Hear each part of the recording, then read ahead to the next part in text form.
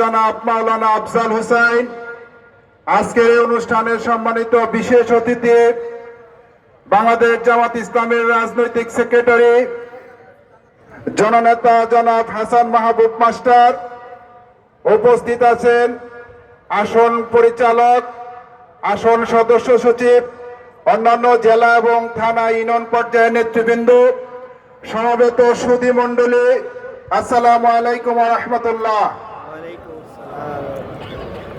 সম্মানিত উপস্থিতি, আমরা বিগত সময় একটা স্লোগান দিতাম, আল কোরআনের আলো, কিন্তু আমরা এখন স্লোগান চেঞ্জ করতে চাই বন্ধুগণ। আমরা স্লোগান দিতে চাই আল কোরআনের আলো, সংসদে চালো। আমরা এই স্লোগান বাস্তবায়ন করতে চাই। এটা এমনি এমনি বাস্তবায়িত হবে না বন্ধুগণ। বাস্তবায়ন করার জন্য বৈপ্লবিক সিদ্ধান্ত লাগবে। যার যার জায়গায় থেকে একটা আকর্ষণীয় সিদ্ধান্ত গ্রহণ করতে যদি পারে, তাহলে আগামী দিনের বাংলাদেশ কোরআনের বাংলাদেশ হবে। আগামী দিনের বাংলাদেশ হবে জামাত ইসলামের বাংলাদেশ। আমরা যে আগামী দিনের কর্ণধার, এটা আপনারা বুঝতে পারছেন কিনা বন্ধুগণ? আজকে আমাদের প্রতিপক্ষ বন্ধুরা আমাদের জনপ্রিয়তা ঈর্ষান্বিত হয়ে আমাদের বিরুদ্ধে আওয়ামী লীগের ন্যারেটিভে বক্তব্য দিচ্ছে। যারা আওয়ামী লীগের ন্যারেটিভে বক্তব্য দিয়ে থাকেন, তাদেরকে হুঁশিয়ার করে বলতে চাই, যারা আওয়ামী লীগের ন্যারেটিভে বক্তৃতা দিবেন, তাদের পরিণতি আওয়ামী লীগের মতোই হবে। আপনারা সাবধান হন, না হলে আপনাদের পরিণতিও ভারতে চলে যেতে হবে। কিন্তু ভারত আপনাদেরকে জায়গা দেবে না। সংগ্রামী ভাই বন্ধুগণ, আজকে আমাদের উপর সারা দেশে আমাদের জনপ্রিয়তা ঈর্ষান্বিত হয়ে, জামাত ইসলামের জনপ্রিয়তা ঈর্ষান্বিত হয়ে দাঁড়িপাল্লার জয় জয়কারী আমাদের উপর বিভিন্ন blame, game, tagging, framing and blaming এর রাজনীতি করছেন। সুতরাং যারা এই রাজনীতি করছেন, তাদের পরিণতি ভালো হবে না। বাংলাদেশের মানুষ ট্যাগিং, ফ্রেমিং এন্ড ব্লেমিং এর রাজনীতিকে ঘৃণা করে। রাজনীতি করবেন, তারাই এদেশ থেকে উৎখাত হয়ে যাবেন। সংগ্রামী ভাইরা, আগে বিজয় করার জন্য আগামী দিনের এই আসন মাওলানা আফজাল হোসেনকে বিজয় করার জন্য, আফজাল হোসেনের গলায় বিজয়ের মালা প্রতিস্থাপন করার জন্য আমাদের আশুলিয়া সাভারের সকল শ্রেণী পেশার, সকল শ্রেণীর জনতা আজকে দাঁড়িপাল্লার পক্ষে ঐক্যবদ্ধ হয়েছে।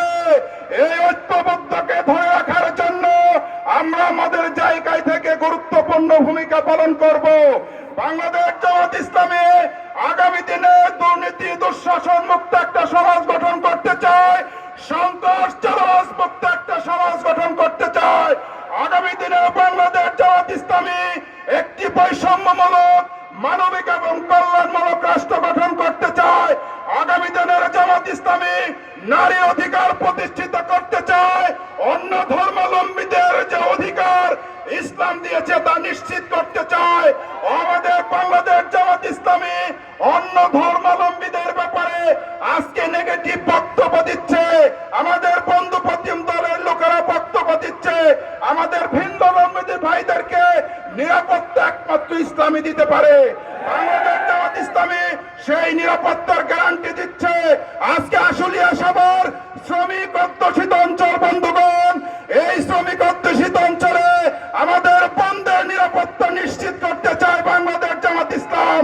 আজকে বাজারে একটা কথা ছড়িয়ে দেওয়া হচ্ছে, তাদেরকে জামাত ইসলামী ক্ষমতায় আসলে চাকরিচ্যুত করা হবে।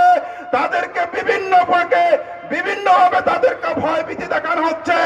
বাংলাদেশ জামাত ইসলামী একমাত্র দল যারা দেশের নারীদের অধিকার নিশ্চিত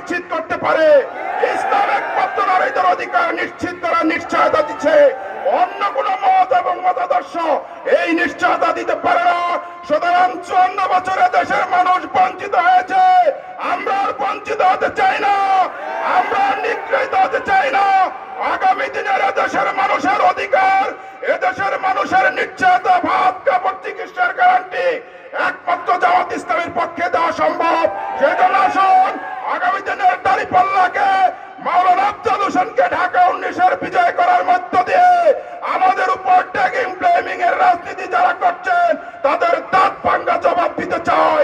সুতরাং আসুন, নির্বাচনের কারচুপি, পেশি শক্তি আর সন্ত্রাসের রাজত্ব করে ভোট চিন্তায় চাঁদাবাজির ধান্দা দেশের আর বাস্তবায়িত হবে না। এদেশের তৌহিদি জনতা তার দাঁত ভাঙ্গা জবাব দিবে। সুতরাং আসুন, আগামী দিনে আমরা নতুন বাংলাদেশ গঠন করতে চাই, 5ই আগস্টের স্বপ্ন বাস্তবায়ন করতে চাই, জুলাই বিপ্লবের স্পিড বাস্তবায়ন করতে চাই। সেই আকাঙ্ক্ষা বাস্তবায়ন করার উদ্যত্ত আহ্বান জানিয়ে আপনাদের সকলকে ধন্যবাদ জানিয়ে আমার কথা শেষ করছি। আসসালামু আলাইকুম ওয়া রাহমাতুল্লাহ।